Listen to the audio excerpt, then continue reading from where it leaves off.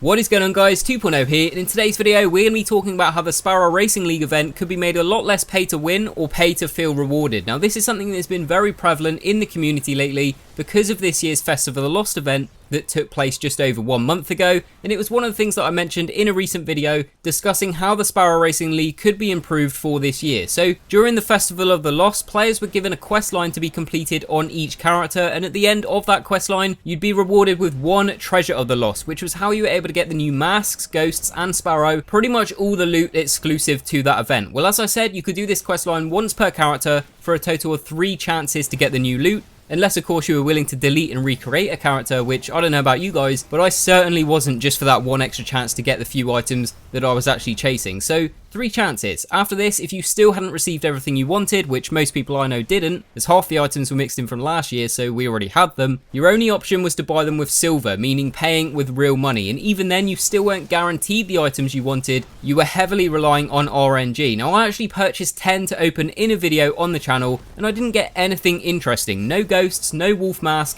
tons of duplicate masks from last year. The only interesting item that I got out of the 10 that I bought was the SPARROW, so I decided not to post the video as it was disappointing. Nothing special at all earned from any of the packages. I thought it wouldn't make for a very interesting video, just didn't want it on my channel. Now, this is a big issue for obvious reasons, as the price point was high and it was the only option. There was no way to grind for the items that you wanted. You had to take out a loan and hope to get lucky. Well, with the SPARROW Racing League event just around the corner, I was thinking of ways to keep both Bungie and the players happy, because at the end of the day, Bungie is a company or business. They want to make money, and there's nothing wrong with that, but they should also take into account customer or player satisfaction. So here's what I've come up with. Similar to the way skeleton keys drop from stripe bosses, after each completion of a race in the SPARROW Racing League, you have a small chance to receive a racing key. Let these racing keys stack up to more than skeleton keys, as they can only be held in a stack of 5, and I personally think it would be best to make the items require a lot of them. I'll explain why in just a bit, but if you keep playing races, you'll earn yourself a bunch of these racing keys, and then you can go and take them to Amanda Holiday in the tower, as she is the main vendor for SRL. Here, you'll be able to exchange them for a racing package, which when opened,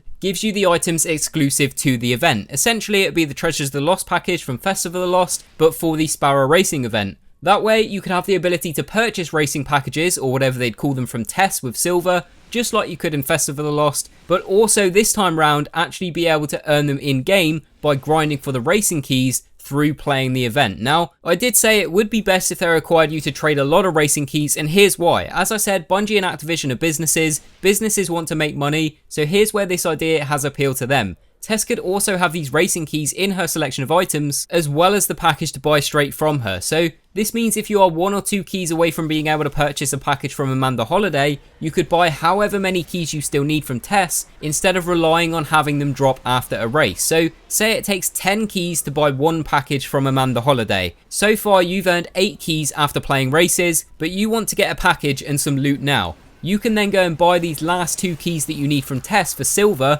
obviously cheaper than you'd buy a package from her, because that wouldn't make any sense otherwise, and then go over to Amanda Holiday to pick up your racing package and claim your loot. This way, players that don't want to spend a lot of money, as they were very expensive to buy in Festival of the Lost, would still be interested in making those smaller purchases and then grinding the event for the rest. Players that didn't spend any money during Festival of the Lost would be more inclined to do so for SRL. This way, they still generate revenue from the event through people purchasing packages, keys and emotes, but players aren't forced to spend any if they don't want to, and would rather just grind the event for the rewards. Also, another positive effect of a system like this is that it would drastically extend the life cycle of the event for a lot of players. One of the main reasons that I, as well as many others, enjoy playing Destiny so much is the grind. Give us the ability to grind for the items instead of just paying for a chance to get them, and then the event could end up keeping players playing for the full duration it's here. With Festival of the Lost, as I mentioned before, we have 3 quests, 1 on each character, and you could actually complete all 3 in just a few hours, and then the event was effectively over for you. There was nothing left to do.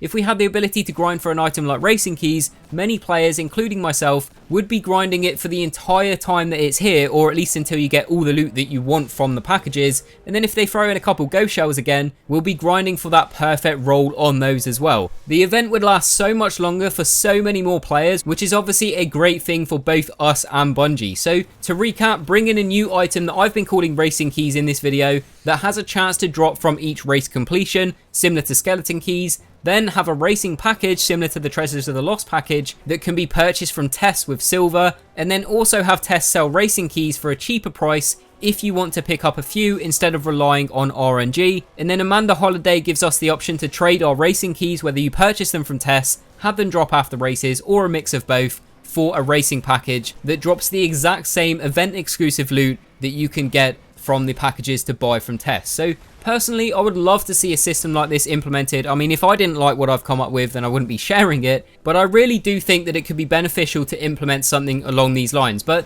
those are just my thoughts. As always, I'd love to hear what you guys think, so go ahead and let me know in the comments. Do you like this idea? Would it keep you playing the event more if a system like this was in place? Or do you have any other ideas that could improve the loot system of SRL and any future events that come to Destiny? Feel free to leave your thoughts in the comments, but that is going to bring us to the end of the video, guys. So if you did enjoy it, please leave a like, as it really does help the channel out. Follow me on Twitter, the link will be in the description below. Subscribe if you're new around here so you don't miss a video, and as always, thanks for watching, and I will see you guys on the next one.